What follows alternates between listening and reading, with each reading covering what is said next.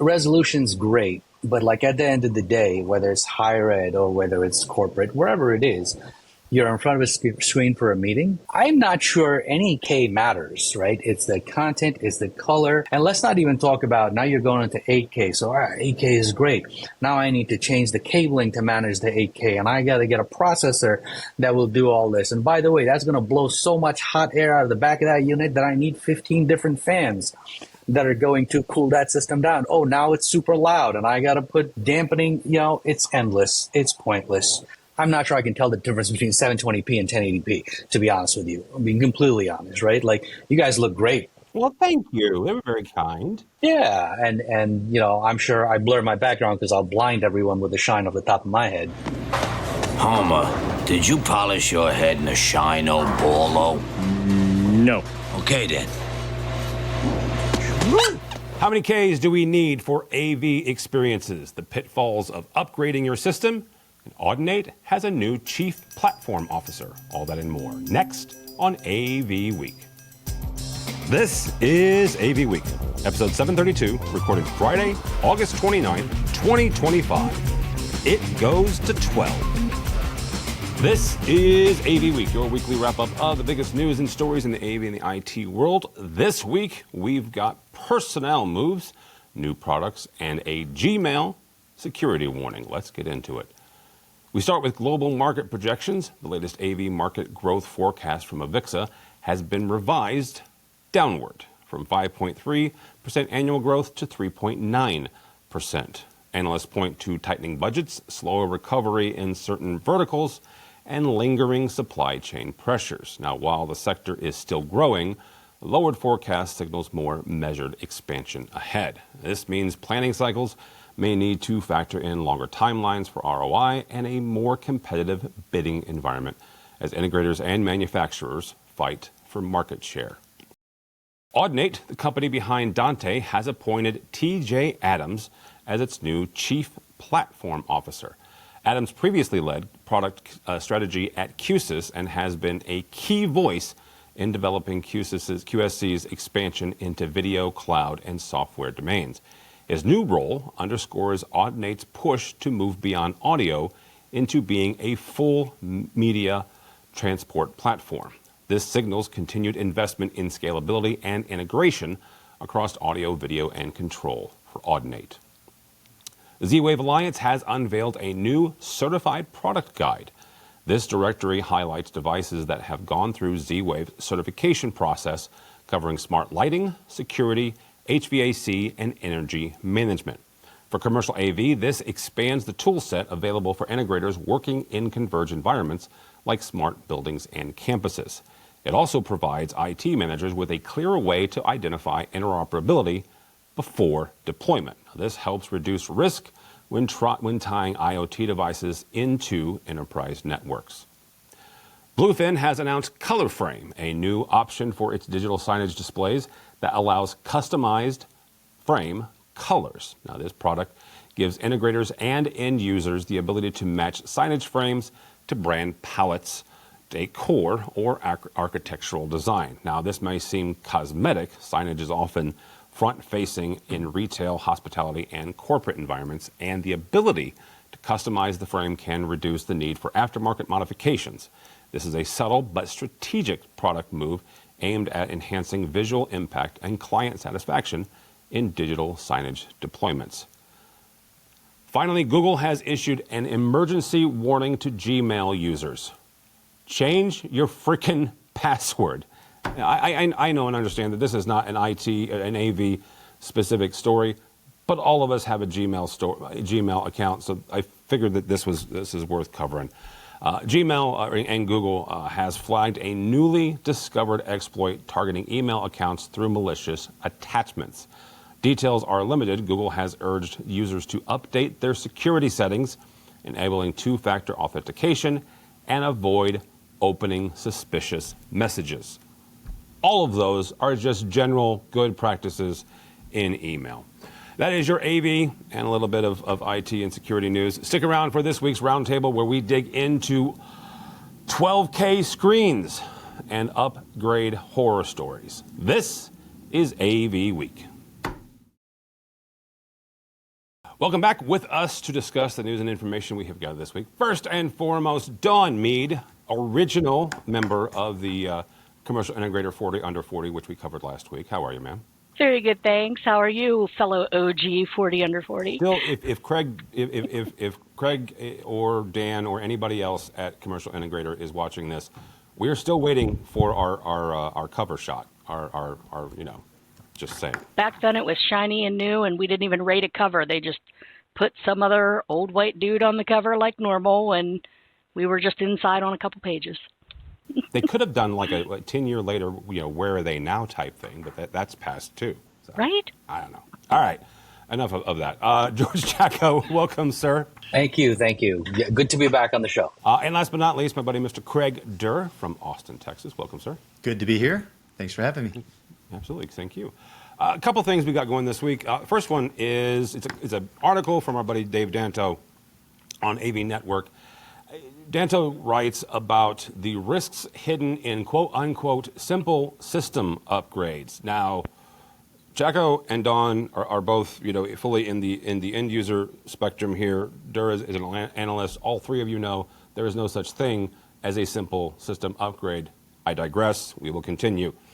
What often looks as like a small change, swapping codecs, upgrading firmware, never do that on a Friday, by the way, or never do it remotely, refreshing hardware, these things can cascade into larger compatibility issues. It can break workflows, it can require expensive fixes. Danto's piece highlights how integrators and end users need to balance the desire for incremental changes, incremental upgrades, quite frankly, with the reality that system dependencies and downtime risks all need to be factored in.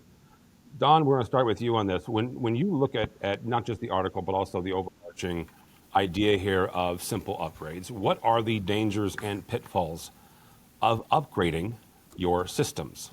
Oh, where to begin? I could talk for a week on this. Well, we have time. And welcome to my world, by the way. This is what we deal with day in and day out constantly. I mean, first of all, when you're dealing with a large organization, which I am with a very large organization, you're dealing with a lot of AV estate. So both physical real estate, locations, rooms, quantity of equipment. The life cycles are going to be redonkulous. I mean, when I was an integrator and we'd have customers that had like 10-year refresh cycles and we were like, oh my God, an AV, 10 years is forever. Man, I'm finding stuff that's 20, 25 years old here that when it finally dies, then someone says, hey, let's find some budget to upgrade this. And by then, I mean, there's no replacing a piece or a couple of pieces. So first of all, it's a case of getting everybody on the same page from a level starting field, which isn't going to happen on some big organizations. Probably, George is kind of shaking his head a little bit, probably even some of the big campuses, unless you just start from scratch with a big budget and endowment, you're not going to all start on the same page. But then the minute you change one little thing, swap out a cable, and that can take down a room.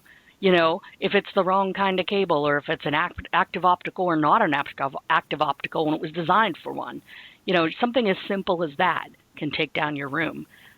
And in a company like ours, the room is not a problem. It can sit there a 30-year-old equipment in it.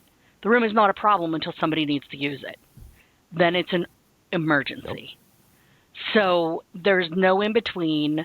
And unless you know your estate in advance well enough to say, I've got these rooms, here's what they have, we're going to build in some budget to fix that. And we're going to keep coming back to the B word because budget is a big thing. Try to get a budget for an incremental change or for a standard life cycle change if you don't have a long history of life cycle planning already in place. So there's so much, Tim. I'm just talking about all the business and logistical things. I haven't even talked about the gear yet, But we try to put in something to help us with this kind of planning. Try to put in a monitoring or a maintenance platform so we can at least see what rooms and what equipment's out there and if it's working. And half the gear isn't compatible with that system because it's so old or doesn't have the right input, or you need a special dongle or software that it's not capable of upgrading to. So it's endless. It's endless. And I read this article by Danto earlier in the week when it came out, and oh my God, the whole time I was going, this, plus more, keep talking, Dave, because that's exactly my life. No, there was one element there though within the Danto article, and I think it's very right. And there's some programs I think in place to help. But in his particular example, he was talking about his iPhone, and he was doing like a major upgrade. I think he had like about a 15-year gap from his current iPhone to what's being placed now. So I think that highlights a unique use case, right? A lot of the things that we're talking about in the AV space do have a very long life cycle. And then all of a sudden you go and hit the update, and as simple as it's no longer USB-C, or it is everything's USB-C, or something like that that changes connectivity and routing, is that big challenge. So I wonder out loud if the best strategy is that proactive incremental strategy, because in a lot of ways what he was highlighting for his personal use case was not incremental. Although it would seem to him he used his iPhone to the point of death and then went back in and did the next one. And the next one for him was from the 13 to whatever we are now, 17, 18, I don't know, I forget. I just wanted to say, Craig, you stole my thunder with picking on Danto's I'm upgrade. not trying to pick on him, but No. Pick on Danto all day long. It's fine. But see, that's exactly, though, my point is it might not be true for a lot of companies, but for a company like mine, I mean, I'm literally going into buildings that still have RGB HV cable and projectors that need converging, let alone bulbs. And meanwhile, we're trying to get everyone on laser or, flat panels or whatever else. And it's like, my God, you guys, CRTs in some places, like, thank God we got rid of most of those. But I mean, his example is not so out of the realm for some companies. Don, there were quite a few terms you used there that folks born before 2005 would probably have no clue what RGBHV means, or possibly even CRT. But, Exactly. So that's what I'm saying. Being in higher ed, when I first came into this role over here, it was similar. We didn't have a replacement cycle, and it was whatever was in the ceiling, you use gaff tape to hold that thing together until it fell off the ceiling, and then you figured out what to do. So I've been on both ends of that spectrum, including the one that you mentioned, Tim, being part of a team that was part of a firmware upgrade that happened on a Friday, because there was a huge downtime for this upgrade to happen, only to find out on Monday that huge downtime ended up becoming a week-long downtime. I think phasing is the right way to do it. We have a four-year life cycle replacement here at Pace, but it's not like we're ripping out the entire room and redoing it, right? If I have a laser projector that's rated for 20,000 hours, no, I'm not running it down to the ground to 20,000 hours, but it's good to stay up there for 5, maybe 6 years, and that's not the priority for me to replace. But if there's a touch panel that's on the wall, and that's end of life, end of service, end of support, then, that is something that needs to go on that cycle of 4 years. But there are more security-based systems that do need to be on a 4 or sometimes even lesser rotation that needs more attention. And I think that's where the most critical aspects of, replacement cycles are. And Danto, your iPhone should definitely be on the front of that list with everything that's happening and all the hacks that are happening, just putting it out there. Well, hardware, you're right. And especially going into this environment right now where tariffs are increasing, cost of everything, budgets are getting squeezed because of uncertainty, and people are going to be really, really cautious about hardware upgrades. And you're right. I think if you look at the software world of updates, you've got at least some incremental ideas. Microsoft allows you to do these ring updates so that you can incrementally roll things out. You can test in an environment first to make sure it works before doing that. It's just, I don't know the equivalent per se, but it seems to be a best practice that somehow, somewhere you could try and apply to hardware, but recognizing that there are budget limitations for everyone. And that's the hard fact there. You can't get around that, right? But this idea of incremental updates, POCs and things like that to help do this. But to each one of these cases, I mean, we're operating in buildings 10, 15, 20, 140 years old, whatever it is, and you don't know what's behind that sheetrock, let alone if it's plaster. So, so it's tough. I do empathize with the challenge. And I will throw this curveball here at the very end before we move on to our next story. All three of you guys mentioned budget limitations. That is going to actually becoming worse. Combination of things. Corporate, I can't speak a whole lot to because different corporations has different things. But pretty much without exception, every higher ed institution I've talked to in the last 6 months, everybody's budgets are kind of being squeezed for a number of different reasons. And then you throw on the other side of that, which is some version of price increase, regardless of what the reasoning is. There is price increases. They've already come, and they will continue to come at least for the next 6 months. Budgets limitations are certainly happening in the space. The last thing I'll say about this is Chaco's right. You don't ever upgrade on update on Friday. Way back in the day, when I was in World of Warcraft, there's a reason that Update Tuesday happened. Microsoft gave us our updates on Tuesday, and we all went online and played World of Warcraft. So, and our best practice is whenever we know that there is a major meeting or a major event, multiple days before said event, we have dry runs. Even if it's just a simple kind of meeting that you have weekly, we still will do a dry run if a person of VP or higher, is involved, because gives us time to fix it, make sure everything's up and functional. Also, test environments are good before production. Yep. Alrighty. From our friends over at AV Magazine, a groundbreaking installation in the UK is putting audiences inside the performance with a 360-degree 12K LED wraparound display for a choreographed dance show. Number one, side note, little known fact, Dawn went to school for dance, so I know that she's going to be on this one already. Went to college for dance. The technology immerses viewers in a post-cinematic environment where live performance blends with digital stagecraft. Beyond the spectacle, it raises questions about the future of storytelling, brand engagement, and how many Ks we freaking need. So that is my first question, Mr. Chaco. Yes, I'm an old man. I do not care. We are at 4K right now. Folks still haven't given me content for 8K. Yes, the displays are out there. Yes, the projector's out there. But no, I don't, with the exception of a handful of graphics cards that my kids can play Fortnite in 8K. Nobody else has given me anything near like content for 8K. These yahoos are doing 12K, right? Right. So whether it is in corporate, whether it is in higher ed, or whether it is in experiences, seriously, how many resolution, how big of a resolution do we need right now?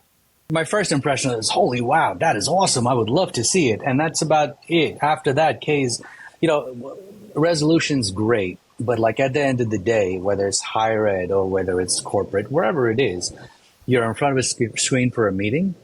That's 6 people huddle around a 65-inch TV, maybe a 75-inch TV.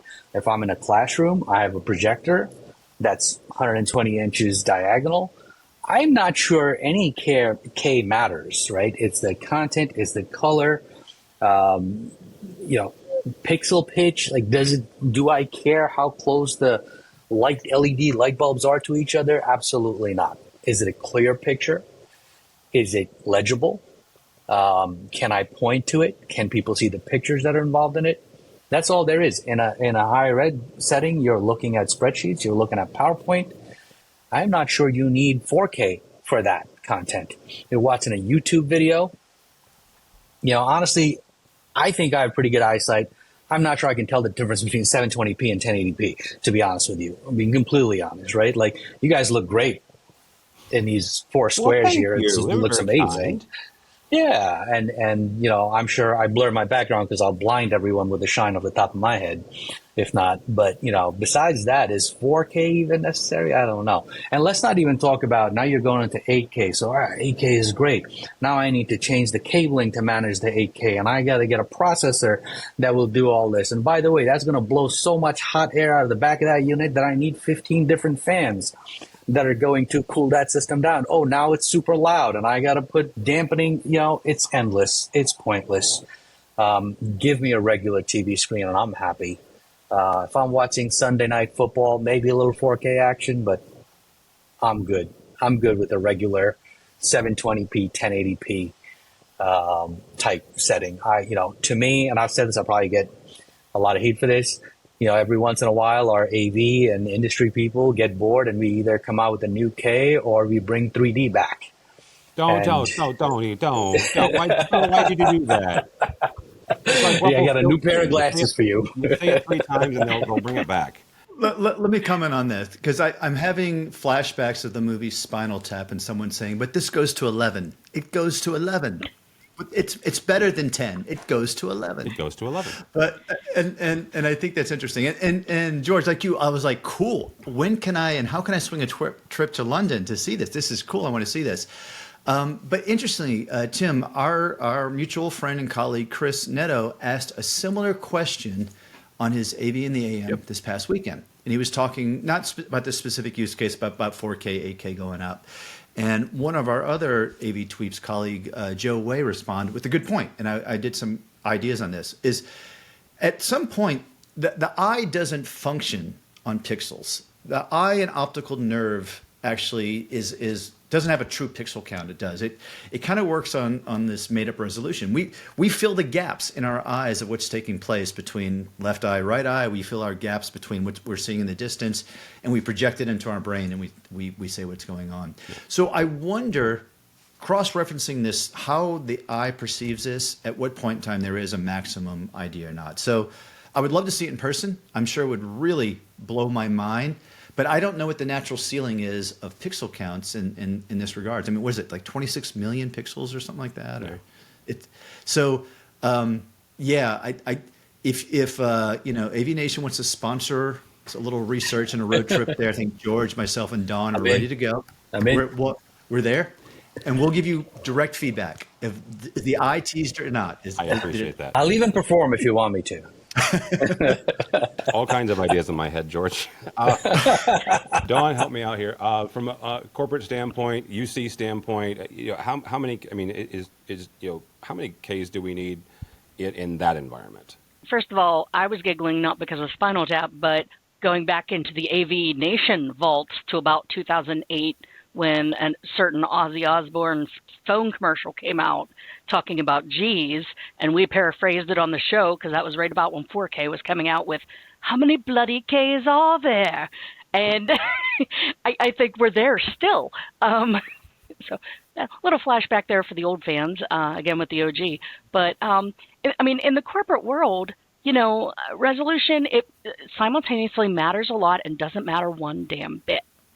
And we can put in these super highfalutin, great, very super duper high res things, and like 5 engineers that might be doing something with a microscope or something. Pardon me a second. We'll pause this a second. Mitchell gets at it. Okay. Let's take it from the top there. So it doesn't matter with the resolution. You can have these great big giant resolution screens. It only really matters to those like half a dozen engineers that are looking at something through a microscope or looking at super detailed drawings, engineering drawings that they need to blow it up and look very closely at like 3 pixels worth or 3, millimeters worth of wiring in a rocket ship or something like that. Those folks need high res, but like 90% of the rest of the company is using their great, 4K TVs on the wall or 4K projectors in the ceiling to look at PowerPoints. And the only reason you need that great resolution is because the execs love to put like 12,000 lines on a single slide to keep their slide count down. So, there are use cases, like everything in AV, where we require lots of resolution and we need all the Ks, all the bloody Ks out there. And on the other hand, it doesn't matter. We could still be doing this with, not even HD. We could be doing it with regular just to look at some PowerPoints. And that's how they describe them here, the PowerPoints. But putting all that aside, okay, going totally off the question, I was a dance major. I live for the intersection of art and technology. as far back as before I was AV Dawn, when I was just a dance major at a small liberal arts college. And we got to see, this was back in the 90s for some of you young people. This was back in the long, long ago when the internet barely had pictures other than ASCII art. But there was some primitive motion capture that they brought in and they showed us in the dance group. And we were able to like try moving and doing little, things to see how it was captured by the computers. And it blew my mind, probably helped drive me to where I am today. So stories like this one, stories like about a year or two ago, might have even been AV Interactive, did the story on the installation in Paris where they had dancers in black and white, and the dancers became the pixels and were doing images with their things like that are phenomenal. Turning the Sphere in Vegas into the Rockettes and innovating new ways of recording video of dancing so that while they're on the Sphere, it looks like you can see the front and the back of the individual dancers through this. Things like this I live for, and I definitely want to try to figure out. Unfortunately, I'll only be in Europe this year at the beginning of October. It says runs from October 30th to the 22nd of February. I'll be in Ireland at the beginning of October, so I can't even pop across and check it out while I'm there, but I would love to be part of something like this. These immersive experiences that bring in the technology, that bring in the art, and some of the art houses and what is it, Meow Wolf in Vegas. Yeah. And all of those sorts of things, that immersive element with the technology plus the art of dance and the art of music. This is what our industry should be, I got to sit and deal with putting up PowerPoints on a wall or letting those 12 engineers look at their engineering drawing with all the bloody Ks. But this is like the true human and just integrated experience use. Yeah, this is what makes the technology worth pursuing. Being able to communicate, but also being able to feel. And I'm about it. So. That'd be a good place to stop. Thank you all so much. By the way, if you are going to the AV Magazine Awards, that will be in the middle of this installation, so you can go by if you're going to the AV Magazine Awards. I am not going. I know a handful of folks that are, so you can check that out over there. And I guess if you're going to ISC, because technically we could just jump up from Barcelona to the UK for that. Oh, sure, rub it in. I don't get to go to either one of those. I'm not going to that one. Well, I'm going to ISC, just not the awards. I know. Anyhow. All right. Thank you all. Mr. Chaco, how do people connect with you? You could reach me on LinkedIn at George Chaco-CTS. Apparently, there's quite a few George Chacos, so I had to put a -CTS. You can reach me on Instagram, The Bald AV Guy. I'm also the co-founder and president of a wonderful nonprofit organization called Next Level Learning. Yep. We are geared towards what was the word I used? Oh my God, I can't remember my own word. Youthification and diversification of AV and IT. We are really, our goal is to bring in youth and inform them about decisions. Right now, if you talk to kids, they're like, oh, I want to be in cybersecurity because that's where the money is. But they don't realize what goes into actually having a career in cybersecurity or any field in tech. So, AV is another one that people don't even know exist necessarily. So our objective is to bring this information to the younger generation and mentor them and guide them into the industry and get them ready for the big show. And to that end, we have a huge event coming up in November in Philadelphia this year. We call it the Talent Summit, AV Talent Summit, where we're planning on having about 300 high school kids from 14 school districts in Philadelphia this year. So it's growing from 160 last year to almost 300 kids this year. So really looking forward to that. Yeah. And George and the group brought a number of, 3 or 4 folks to Infocom for their first time. 3. This past June. So, very cool. Yeah. Mr. Durr, thank you, sir. How do people connect with you or the Collab Collective? Well, they can find me online at collab-collective.com. That's our website. There's a lot of great information I hope you guys try and take a look at there, including blog posts, videos that help try and break down some of the complexity or confusion in the AV and the IT market and make it understandable. And then I'll do a lot on social media to share that as well too. So you can see me at Craig Durr on LinkedIn, on Twitter, because I'll never call it X.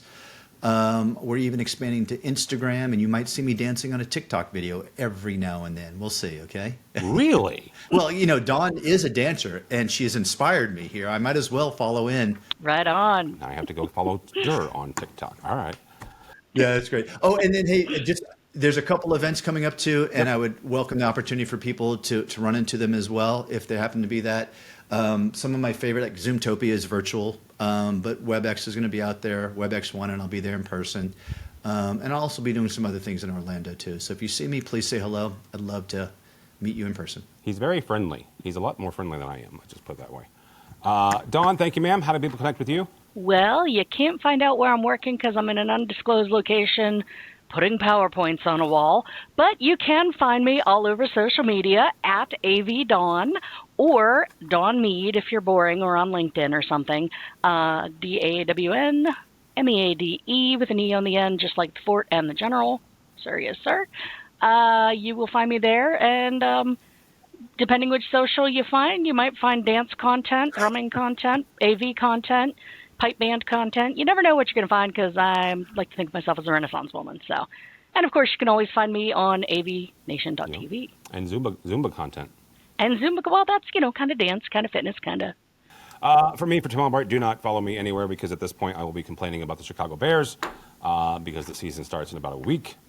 But you can go by the website, AVNation.tv. That's AVNation.tv. You will find this program and a host of others, including a brand new Women in AV, where Erica Carroll talks about mentorship with Amanda Wildman. She is pretty fantastic, a board member of CEDIA and integrator owner up in Michigan, I believe. I mentioned don't follow me. If you want to read stuff that I write that has nothing to do with technology, you can certainly follow me on LinkedIn.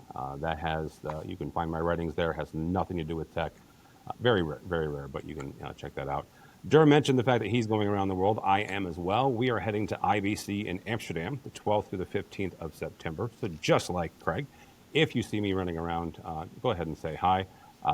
Neto will be there as well. A handful of other of our cohorts will be there. The Collab Collective is going to have a representative there. Neil Flooster is going to be there on behalf of the Collab Collective, and he's going to be doing some interviews and help capturing that crossover from the broadcast industry to what we can do in conference rooms and even personal desktops. That's the goal.